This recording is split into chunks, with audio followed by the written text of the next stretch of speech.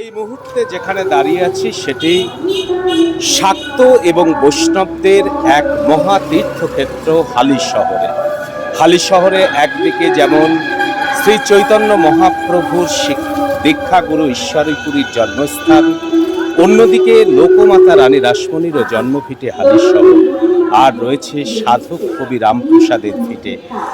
যে মাত্রায় হালিশহর শাক্ত এবং বৈষ্ণবদের এক মহাতীর্থক্ষেত্রে পরিণত হয়েছে, তাতে নতুন মাত্রা যোগ করেছে এই শীতলা মা, বড় শীতলা মাতার মন্দির রয়েছে এই হালিশহরের পূর্বাচলে।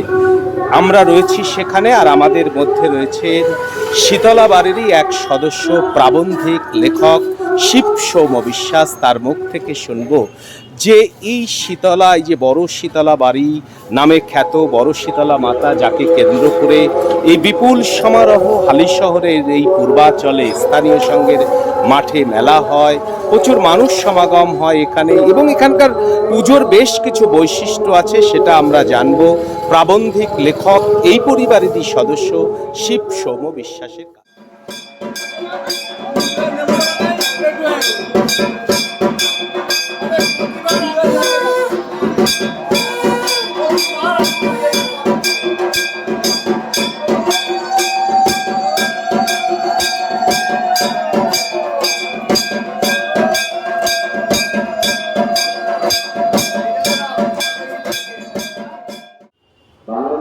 আমাদের এই বড় শীতলা উৎসব ও মেলার সূচনা হয়েছিল বাংলাদেশের ফরিদপুর জেলা, বর্তমানে শরীয়তপুর জেলার তিলই গ্রামে।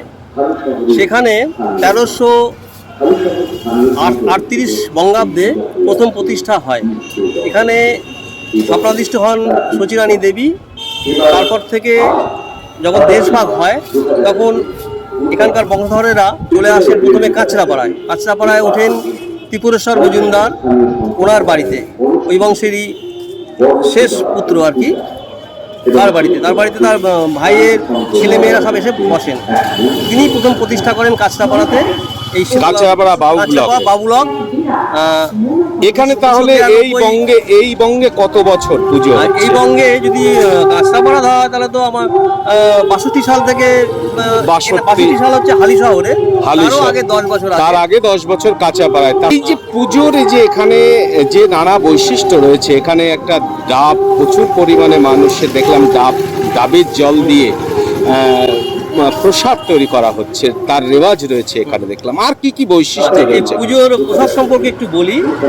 এটা একটা বিশেষত্ব আছে, এটা হচ্ছে শীতলী প্রসাদ, বা শীতলা থেকে শীতলী কথাটা নাম এসেছে।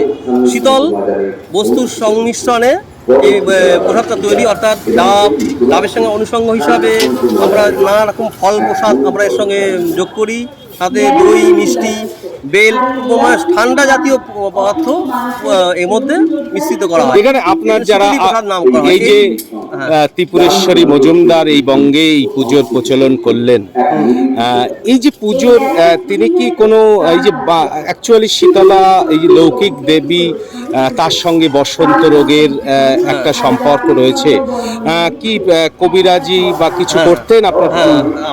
আমার দাদু, মায়ের বাবা ত্রিপুরেশ্বর মজুমদার ছিলেন রেলের বড় কর্মচারী। হ্যাঁ, তিনি আবার এটা পারিবারিকভাবে এই কবিরাজি করতেন, এবং মানে বসন্তের চিকিৎসা রোগ হিসাবে তার বিশেষ যশ হয়েছিল।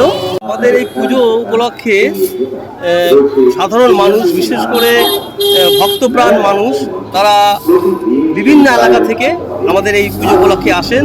নয়াটি, এমনকি হুগলি জেলা থেকে, নদিয়া জেলা থেকে, মানে পার্শ্ববর্তী জেলার থেকে লোক আসে, জেলান্তর থেকে এখানে মানুষ তাদের ভক্তি সহকারে আপ্লুত হয়ে তাদের নিজেদের যে ভক্তির নিবেদনটা এখানে করে যান। শীতলা মার কাছে মানসিক করেন, আসলে বিশ্বাস থেকে, লৌকিক বিশ্বাস থেকে, অনেকে আবার এখানে মানত করেন, হ্যাঁ, বিভিন্ন রকম।